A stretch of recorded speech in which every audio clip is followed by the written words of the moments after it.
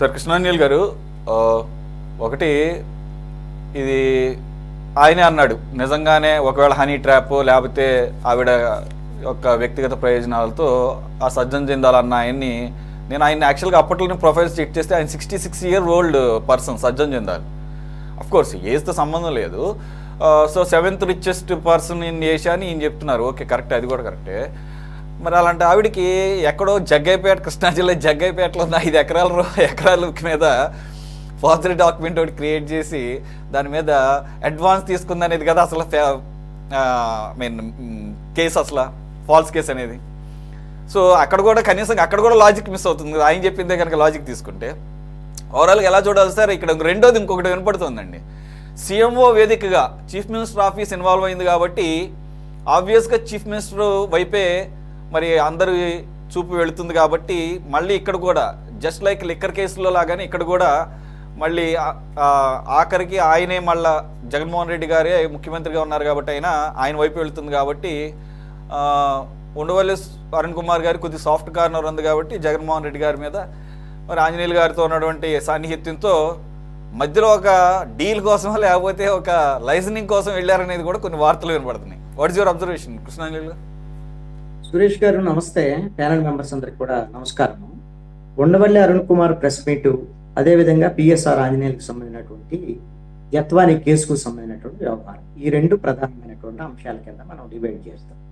ఉండవల్లి అరుణ్ కుమార్ మాట్లాడినటువంటి మాటలకు సంబంధించి ప్రెస్ మీట్ మీద ఆయన మాట్లాడినటువంటి కొన్ని విషయాలు నేను వ్యతిరేకించేటువంటి అంశాలు ఉన్నాయి. ఆయన మాట్లాడినటువంటి అంశాలు తప్పు మాట్లాడారు అనేటువంటిది నా భావన. కొన్ని అంశాలు చాలా కరెక్ట్గా మాట్లాడారు అనేటువంటిది కూడా నా భావన.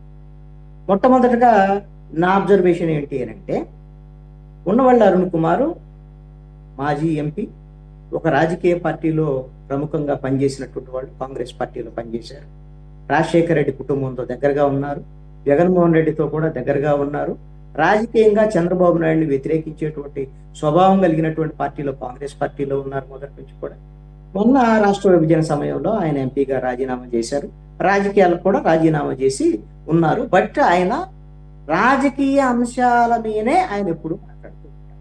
ఆయన ఏం మాట్లాడినా దాని వెనకాల రాజకీయాలకు సంబంధించినటువంటి నిగూఢమైనటువంటి ప్రధానమైనటువంటి అంశాలు దాగి ఉంటాయి అనేటువంటి అంశాన్ని మనం గమనించాలి అనేటువంటి.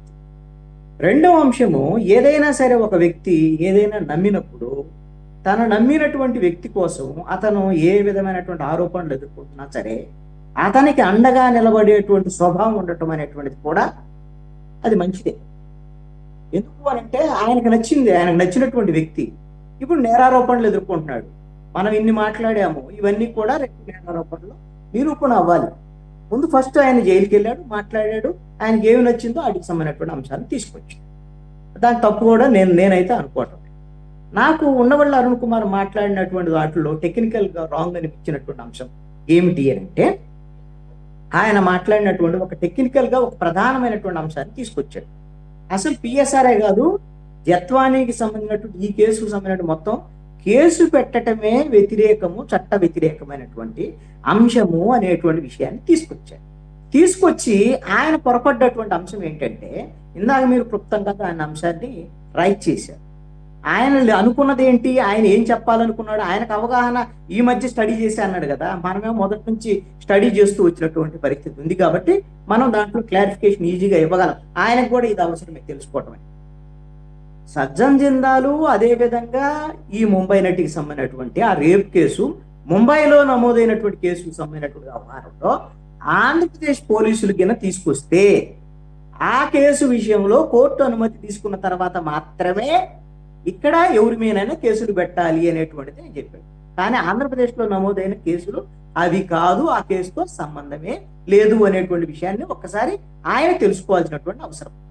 ఇక్కడ తెర వెనక ఏంటి అనేటువంటి విషయాన్ని కూడా మనం స్పష్టంగా, ఒక రాజ్యం అంటే ఒక ప్రభుత్వం, ఒక ముఖ్యమంత్రి తనకు అత్యంత సన్నిహితుడైనటువంటి ఒక వ్యాపారవేత్త కోసం, ఆ వ్యాపారవేత్తని ఆయన మీద వచ్చినటువంటి ఆ రేపుకు సంబంధించినటువంటి ఆరోపణలకు సంబంధించినటువంటి వ్యవహారంలో ఈ ముంబై నటిని బెదిరించడం కోసం ఒక కొత్త కేసుని క్రియేట్ చేసి ప్రభుత్వం, ఒక మహిళ, ఇక్కడ మనం గమనించాల్సింది ఆవిడ డాక్టరు, ఆవిడ యాక్టరు, ఇవన్నీ కాదండి.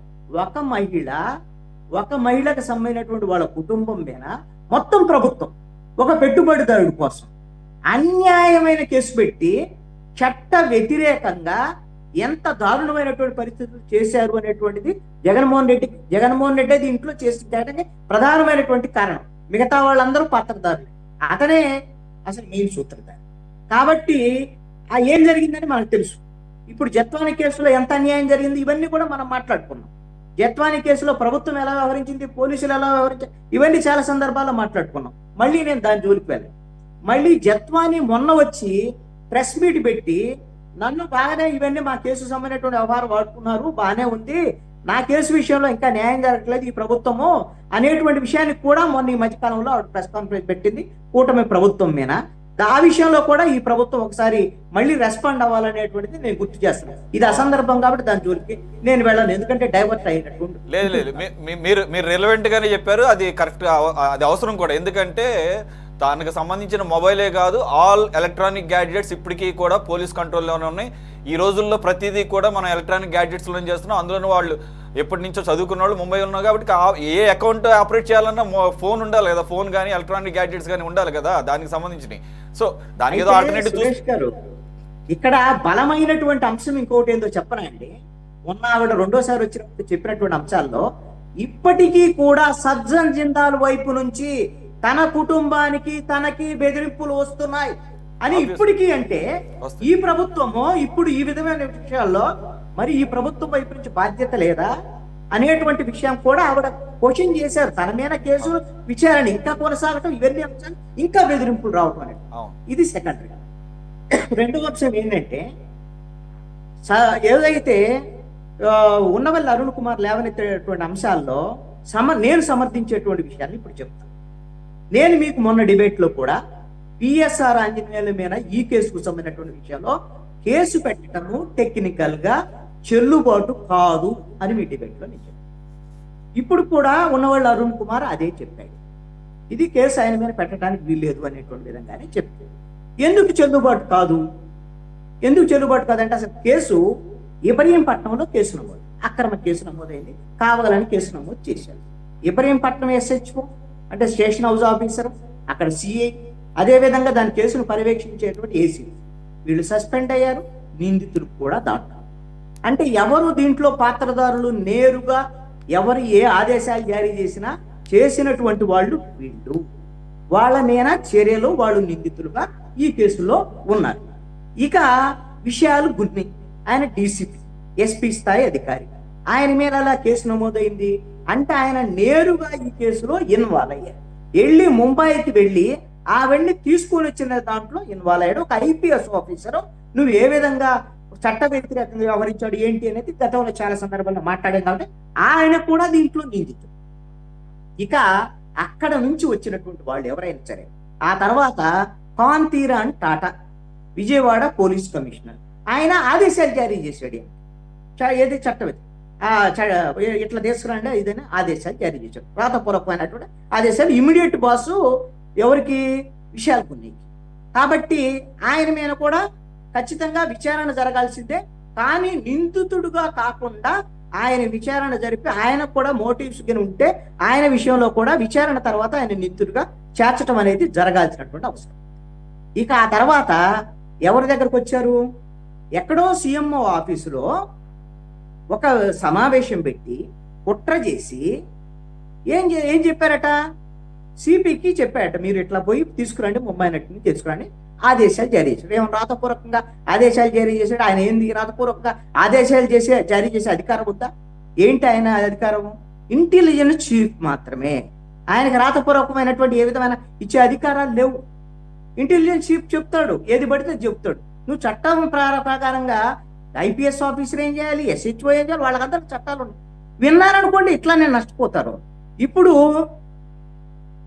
PSR ఆంజనేయులు ఓవరాల్ గా చెప్పినటువంటి అంశాలు, కుట్ర చేసేటటువంటి అంశాల మీద PSR మీద పెట్టినటువంటి కేసు చట్టబద్ధంగా నిలబడదు అనేటువంటి అంశాన్ని నేను చెప్తాను. దానికి ఒక ఉదాహరణ కూడా మొన్న డిబేట్లో మీకు చెప్పాను సింపుల్ గా. ఒక స్టేషన్లో ఒక మనిషిని వేధింపులు గురి చేసి కస్టోడియల్ టార్చర్ చేసి చంపేశారు. దాంట్లో నిందితులు ఎవరు? కస్టోడియల్ టార్చర్ చేసినటువంటి ఆ SHO, కానిస్టేబుల్, లేకపోతే ఎవరైతే ఉన్నారో వాళ్ళు, వాళ్ళని పర్యవేక్షించినటువంటి ఇమీడియట్ ఆఫీసర్ ఎవరైతే ఉన్నారో వాళ్ళకి సంబంధించినటువంటి వాళ్ళు కూడా దాంట్లో నిందితులు కాదు. డిఎస్పీ లాంటి వాళ్ళు కూడా దాంట్లో అవసరమైతే వాళ్ళు విచారణ జరిపి వాళ్ళు నివేదిక ఇచ్చేటువంటి స్థాయిలో ఉంటారు. ఎస్పీ కూడా నిందితులు కాదు. మీరు ఎక్కడ దాకా వెళ్ళారు? ఇంటెలిజెన్స్ చీఫ్ దగ్గరికి వెళ్ళారు. రెండో అంశం ఏంటంటే ఒక కీలకమైనటువంటి ఒక పాయింట్ టెక్నికల్ పాయింట్ నిన్న ఉండవల్లి గారు ఈ పాయింట్ కూడా రైజ్ చేశారు. విశాల్ గున్ని గారు ఏదైతే సిఎంఓ ఆఫీస్ నుంచి వచ్చినటువంటి ఇన్స్ట్రక్షన్స్ బై పిఎస్ఆర్ ఆంజనేయులు దాన్ని మరి ఆయన ఇంటెలిజెన్స్ చీఫ్ కదా, రిలవెంట్ గా ఈయనకి వీళ్ళకి హైకమాండ్ బాస్ ఎవరు డీజీపీ రాజేంద్రనాథ్ రెడ్డి గారికి ఫోన్ చేసి అడిగితే గో హెడ్ ముందు మీరు దాన్ని ప్రొసీడ్ అవ్వండి అన్నారు. రెండోది ఇక్కడ గమనించాల్సింది విశాల్ గున్ని గారికి వైజాగ్ ప్రమోషన్ వచ్చింది. వైజాగ్ ప్రమోషన్ కరెక్ట్ పాయింట్ కి వచ్చారు. సెలెక్టివ్ గా పిఎస్ఆర్ ఆంజనేయులు నిందితుడయ్యాడు, కసిరెడ్డి రాజేంద్రనాథ్ రెడ్డి మాత్రం నిందితుడు కాదు ఈ కేసులో. సెలెక్టివ్ గా అంటే ఇందాక బాజీ గారు అడిగాడు, బాజీ గారు కాంగ్రెస్ పార్టీ ఆయన ఎందుకైనా ఏమైనా మాట్లాడచ్చు, ఆయన స్వేచ్ఛ ఉంది కాబట్టి నేనేమన్నా కానీ ఆయన ఒకటి అడిగాడు, చంద్రబాబు నాయుడుకి అసలు ఏం కోపం అంటే, ఎందుకు కక్ష అండి పిఎస్ఆర్ వాళ్ళ మీద అసలు ఎందుకు ఉంటుందండి అని చెప్పాడు. పాపం రాజకీయ విజయ్ కిరణ్ కూడా మాట్లాడలేదు. ఈయన మరి చంద్రబాబు నాయుడు గురించి ఏం తెలుసో తెలియదు, నాకు తెలియదు. ఏం కక్ష ఉంటుంది అనేది నేను చెప్తాను. ఎందుకు కసిరెడ్డి రాజేంద్రనాథ్ రెడ్డి గో హెడ్ అనేటువంటి అధికారం ఉన్నటువంటి డీజీపీ మీ మాట నాకు వినపడుతుంది. మీ మాట బాజీ గారు నా మాట మీకు వినపడుతుందా? బాజీ గారు మీకు ఓకే? కృష్ణాంజలి గారు ఆడియో రావట్లేదు.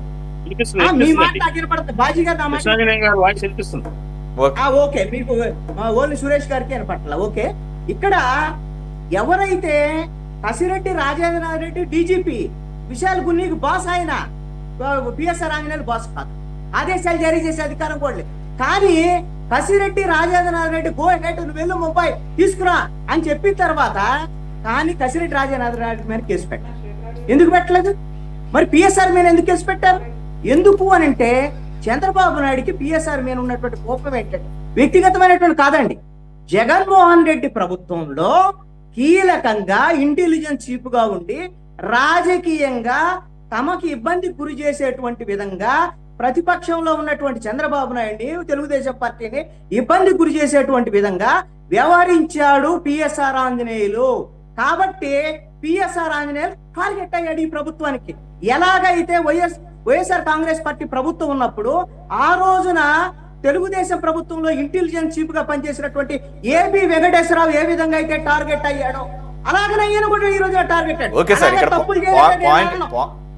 అదే నేను కూడా అదే నేనేమంటున్నానంటే ఇప్పుడు తీసుకొని ఎవరిని ఏం తప్పులో ఫిక్స్ చేయాలనేటువంటి ఐడియా ఉండాలి. ఇంకొక పాయింట్ రైజ్ చేశాడు ఉండవల్లి అరుణ్ కుమార్. ఫస్ట్ మీరు ఎలాగైతే పిఎస్ఆర్ మీరు కేసు పెట్టారో సీఎంఓలో ఉండి కుట్రలు చేశాడంటే అసలు ఈ కుట్ర మొత్తానికి కారణమో జగన్మోహన్ రెడ్డి అయితే జగన్మోహన్ రెడ్డి మీరు కేసు పెట్టేయండి. మీరు ఇమ్మీడియట్ గా ఫస్ట్ పెట్టాల్సింది మొట్టమొదటి ముత్తాయి ఎస్హెచ్ఓ, తర్వాత మొదటి Mathai Jaganmohan Reddy.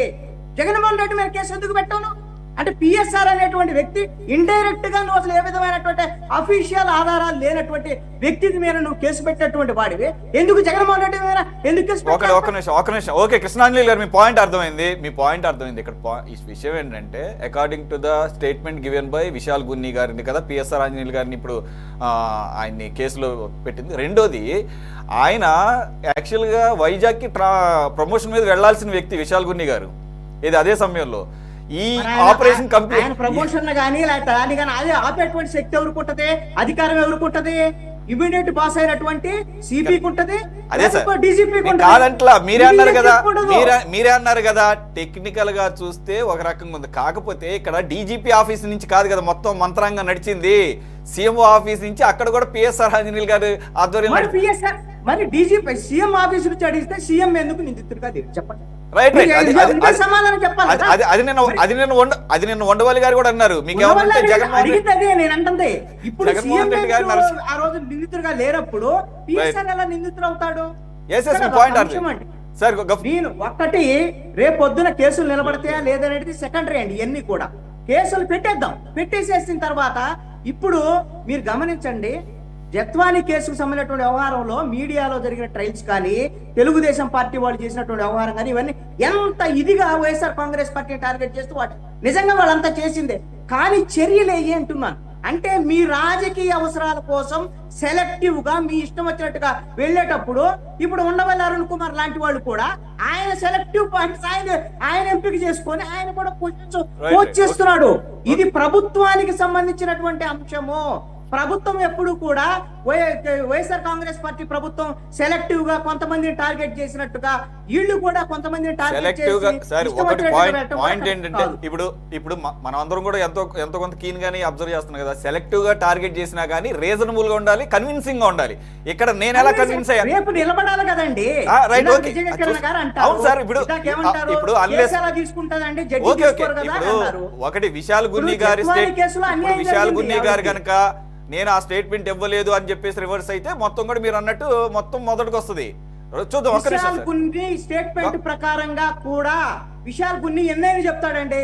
Prime minister office నుంచి ఫోన్ చేసి చెప్పారు అని చెబితే ప్రైమ్ మినిస్టర్ ఆఫీస్ లో ఉన్నటువంటి అక్కడ ఉండేటువంటి సెంట్రల్ ఇంటెలిజెన్స్ చీఫ్నో లేకపోతే కేంద్ర హోంమంత్రినో నరేంద్ర మోడీనో కేసులో పెడతారా నేను అడుగుతున్నాను. ఇప్పుడు పాయింట్ ఏంటంటే ఇక్కడ పిఎస్ఆర్ ఆద్యుడు లేకపోతే రాజేంద్రనాథ్ రెడ్డా లేదంటే గనక పైన జగన్మోహన్ రెడ్డి గారా అనేది రేపు అటు ఇటు అవుతుంది. 1, 2, 3, 3, 2, 1 అది ఆర్డర్ ఏమైనా చేంజ్ అయితే అవ్వచ్చులేండి. అది పాయింట్ అయితే ఇన్వాల్వ్మెంట్ ఉంది ఇక్కడ. సార్ గఫూర్ గారు